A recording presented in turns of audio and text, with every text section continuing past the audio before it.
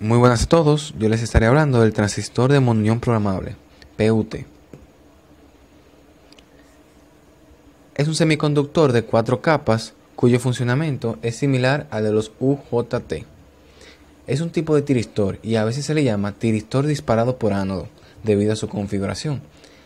Al igual que los UJT, se utiliza como oscilador y base de tiempos, pero es más flexible, ya que la compuerta tiene un divisor de tensión externo, lo cual nos permite tener un voltaje de seteo programable o variado. Su simbología se asemeja a un diodo rectificador con un ánodo y un cátodo, donde estará pasando la corriente de salida, solo que en el ánodo tenemos un terminal extra que será la compuerta, por donde estaremos seteando el voltaje de activación. Su composición interna, como antes dije, es un material de 4 capas, 2 capas N y 2 capas P. El ánodo se encuentra conectado a una capa P. La compuerta se encuentra conectada a la capa N, seguida del ánodo. Y el cátodo se encuentra conectado a la segunda capa N. Se asemeja a la configuración que tenemos a la derecha, que son básicamente dos transistores de 3 capas, 2 BJT, los cuales se polarizan de forma que nos crean un dispositivo de 4 capas. La única diferencia es que en los PUT la compuerta está conectada al material tipo N. Su funcionamiento es muy sencillo, puesto que es básicamente el mismo que los UJT. Es un dispositivo que cuando se enciende está cerrado totalmente entre los pines A del ánodo y el cátodo, pero tenemos que setear un voltaje en la compuerta, puesto que este dispositivo se va a activar cuando el ánodo y el cátodo haya un voltaje mayor que en la compuerta. O sea, si tenemos un voltaje de 1 voltio en la compuerta, entonces en el ánodo y el cátodo tendrá que haber un voltaje mayor a 1 voltio. Cabe destacar que no solamente se va a tomar en cuenta el voltaje de la compuerta, sino que debido a la configuración del ánodo y la compuerta internamente, el ánodo con un material P y la compuerta seguida con un material tipo N, esto crea un diodo dentro de estos dos terminales, por lo cual se tiene que activar dicho diodo y luego tenemos que llegar al voltaje de compuerta para que se active el dispositivo. Por lo tanto, el voltaje de activación o VP será igual a 0.7 más el voltaje de compuerta. Cuando se activa el dispositivo, funciona como un diodo rectificador normalmente. En la gráfica de la izquierda tenemos su funcionamiento, en lo cual mientras el voltaje no ha llegado a VP, o sea la zona gris, el dispositivo permanecerá apagado y no va a circular ninguna corriente. Pero cuando lleguemos a VP, el dispositivo se va a activar y va a dejar pasar la corriente exponencialmente.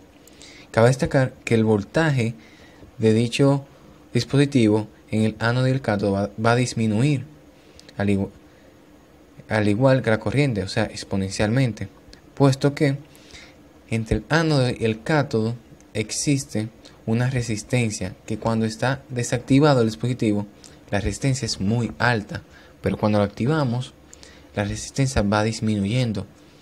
Por lo tanto, si la resistencia disminuye, la intensidad que pasa por ahí será mucho más grande, pero el voltaje que se va a caer en dichos pines será menor cada vez. El punto VV será el voltaje que se va a caer entre el cátodo y el ánodo cuando esté activado el circuito, y si pasamos dicho voltaje, o sea, si es menor, el dispositivo se va a apagar directamente. Si nos mantenemos entre un rango superior, el dispositivo va a permanecer encendido.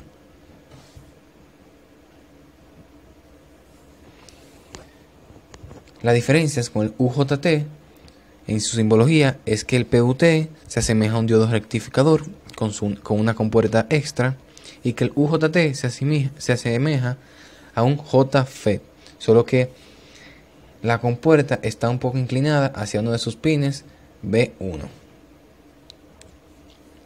Otra diferencia es que el UJT es un dispositivo con dos capas, una capa N y una capa P. El PUT es un dispositivo de 4 capas.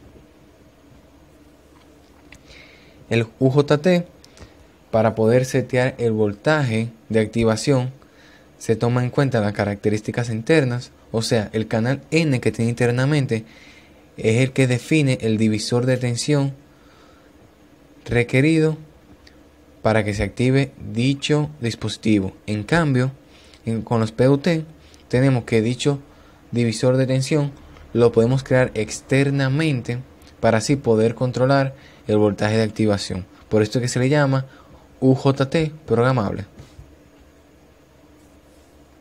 Sus aplicaciones son muy extensas, pero la más conocida es como oscilador de relajación, el cual es un oscilador que permite crear una señal triangular debido a la carga y descarga de un capacitor.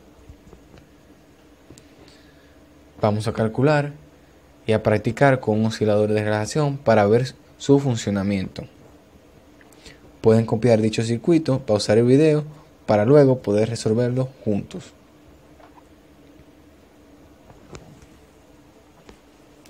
Aquí tenemos los cálculos del circuito. Lo primero que debemos calcular es el voltaje de activación o BP, lo cual estará definido con el voltaje D, o sea el voltaje del diodo interno, y el voltaje de compuerta. El voltaje de compuerta será igual a VBB, o sea el voltaje de alimentación, por N, que esta N va a representar la relación que hay entre ambas resistencias. Básicamente es como si estuviéramos aplicando un divisor de voltaje. Aplicamos el divisor de voltaje, le sumamos 0.7 y nos daría que VP sería 8.7 voltios. Por lo tanto, el voltaje que tiene que haber en el ánodo y el cátodo tiene que ser mayor a 8.7 voltios para que se active. La resistencia máxima, que es el segundo punto, estará definida por el voltaje de alimentación menos el voltaje de activación sobre la corriente de activación. Esto sería 12 voltios menos 8.7 sobre 100 microamperes. O sea, nos da una resistencia de 33 kilo ohmios. Dicha resistencia va a ser la que tenemos en la esquina superior izquierda, conectada junto con el capacitor. Esta resistencia va a permitir que el dispositivo se active, o sea, que se cargue el capacitor y haya suficiente voltaje para que se pueda activar el dispositivo, o sea, para que puedan llegar 8.7 voltios o más en el ánodo y el cátodo. La resistencia mínima estará definida por el voltaje de alimentación menos el voltaje V, que será el voltaje que haya entre el dispositivo, entre el ánodo y el cátodo cuando el dispositivo esté activo, o sea, 1 voltio, dividido entre la corriente máxima que queremos que pase por dicho punto. O sea, será 5.5 miliamperes. Cuando resolvemos esto, nos daría una resistencia de 2 kilo ohmios. Por lo tanto, nuestra resistencia que estará conectada al capacitor debe estar entre un rango de 2 kilo ohmios y 33 kilo ohmios. En este caso le asignamos un valor de 20 kilo ohmios, pero cabe destacar que puede ser 21, 10, 15, cualquier valor que esté dentro de dicho rango. La tercera parte es la frecuencia de salida que vamos a tener en nuestra señal, la cual estará determinada por la ecuación R por C por el logaritmo exponencial del voltaje de alimentación sobre el voltaje de alimentación menos el voltaje de activación. Al resolver esto, nos daría que tenemos un tiempo de 25.8 milisegundos en cada activación, lo que nos daría una frecuencia de 38.8 Hz. Como salida podemos ver tres señales distintas. La primera señal es la señal que va a estar en el capacitor o en el ánodo del dispositivo. Como podemos ver, el capacitor se va a ir cargando de poco a poco, lo cual nos va creando una señal triangular, y cuando llega al punto de 8.7 voltios, el dispositivo se va a activar y toda la corriente que se cargó en dicho capacitor va a pasar a la resistencia de 100 ohmios y se va a descargar. Por lo tanto, va a ser menor de 8.7 voltios y de voltaje que habíamos establecido de apagado. Por lo tanto, el dispositivo se va a apagar nuevamente, lo cual no va a permitir que el capacitor se cargue y repita el ciclo. En la segunda gráfica tenemos el voltaje que va a caer en la resistencia de RK. Como podemos ver, estará en 0 voltios mientras se carga el capacitor. Cuando se cargue el capacitor, pasará a 8.7 voltios menos el voltaje que se va a caer en el diodo, o sea 1 voltio, o sea en el ánodo y el cátodo, lo cual será un voltaje de 7.7 voltios. Entonces, dicha señal estará oscilando de 0 a 7.7 voltios. Cuando se activa el transistor, podemos ver que en el ánodo se puede apreciar que en ese instante, por lo cual irá disminuyendo para apagar el dispositivo. Luego tenemos el voltaje de compuerta, el cual siempre se mantendrá constante hasta que se active el dispositivo. Luego tendrá una pequeña caída de voltaje, pero luego que se vuelva a desactivar el dispositivo, permanecerá constante. Muchas gracias por su tiempo. Yo soy José Miguel Llaverías, matrícula 2180984 del grupo número 3. Espero que hayan entendido todo. Cualquier pregunta en los comentarios.